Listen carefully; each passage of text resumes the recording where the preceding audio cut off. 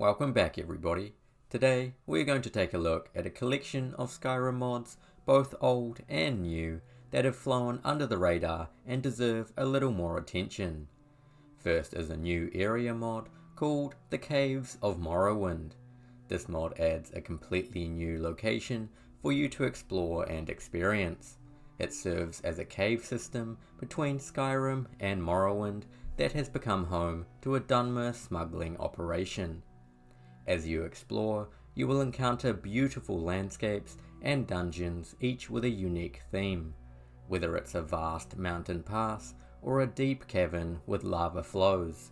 Each area also contains many secrets and hidden loot for you to discover. I found the new locations to be very refreshing and stay lore friendly to the world of Skyrim, and after a few hours of game time, I still have many places to visit.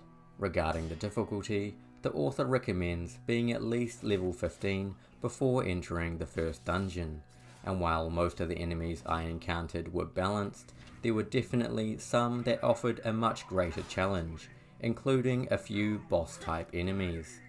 The mod is also available for both Xbox and PlayStation, so everyone can enjoy this amazing new location to explore. Next is a mod called Cult of the World Eater. The story behind this mod is that each dragon priest around Skyrim is sworn to Alduin and gives him a series of powerful buffs that can be dispelled by defeating each one.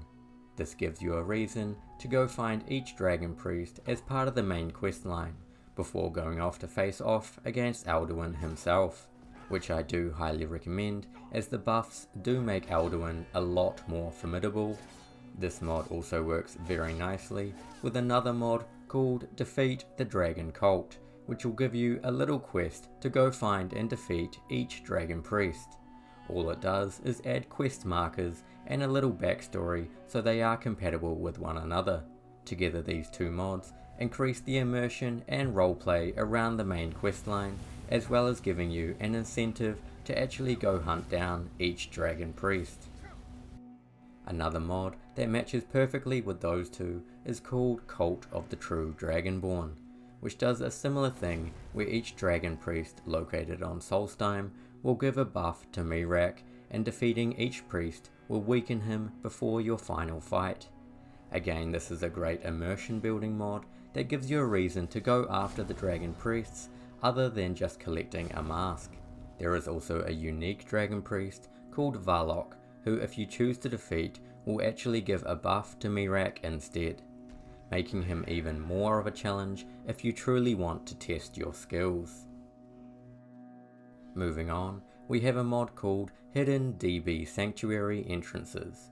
In Skyrim, you can stumble across the Dark Brotherhood Sanctuary without even beginning the questline. This super secret society that some people don't even believe is real just has their door out in the open where anyone can stumble across it. It just doesn't make sense and is not very immersive, but thanks to this mod, the two entrances to the Dark Brotherhood, the one in Falkreath Forest and the other near Dawnstar, will now be hidden from public view and can only be discovered if you know where to look. A very small detail, but one that adds a great deal of immersion for your playthrough. Then we have the mod called The Bells of Skyrim. This mod isn't exactly underrated, however it is very old and I don't think many new people to modding would know about it.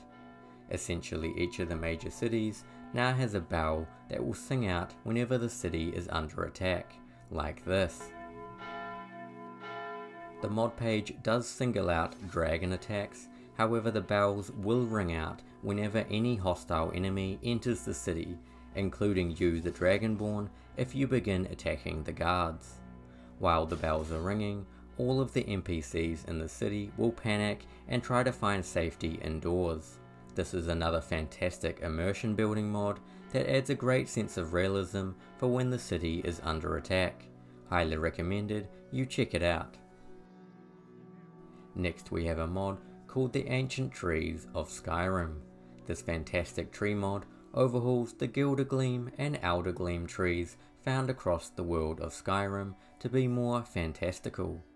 Not only does it make them look spectacular, but it also gives a great sense of scope and history to Skyrim, that these ancient trees have stood here for a long time and watched as the world has passed them by. I really enjoy these world building mods. They make the game feel larger and emphasize that Skyrim is an ever-changing world with deep lore that doesn't just revolve around your character.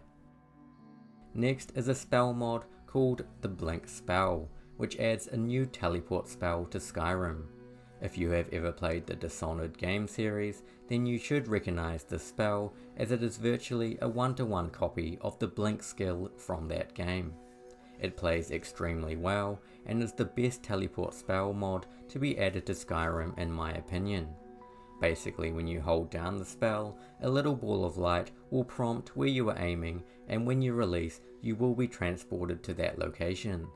This spell is great in so many scenarios. For example, you can traverse across the world much quicker, or get to the top of towers with ease. But perhaps the greatest use of this mod is for an assassin, who can now utilize verticality much more to their advantage and surprise any target.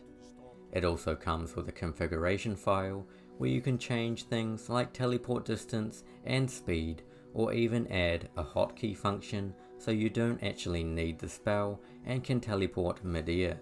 The only downside to this mod is it does require the .NET script framework, which only works for Skyrim SE 1.5.97 and is unlikely to be updated at this point. But otherwise it is a fantastic spell mod that I highly recommend. Next we have a new gameplay feature mod called third person first person aiming. Now if you are anything like me who prefers to play the game in third person except when using ranged weapons or magic, then this is the mod for you. Essentially this mod will change your perspective from third person to first person when aiming with either a bow or magic, allowing you to play the game in third person and then automatically switch to first person when it matters. The switching between each mode can get a little jarring, especially when you're constantly firing off arrows or casting spells.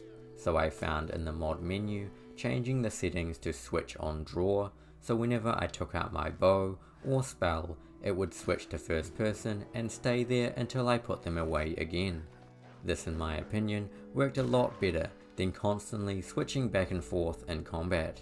Overall, this is a great little quality of life mod that is fantastic for people who like to use ranged weapons in first person and melee weapons in third person.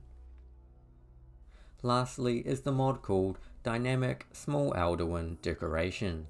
This mod essentially allows you to craft a little pet dragon that will follow you around.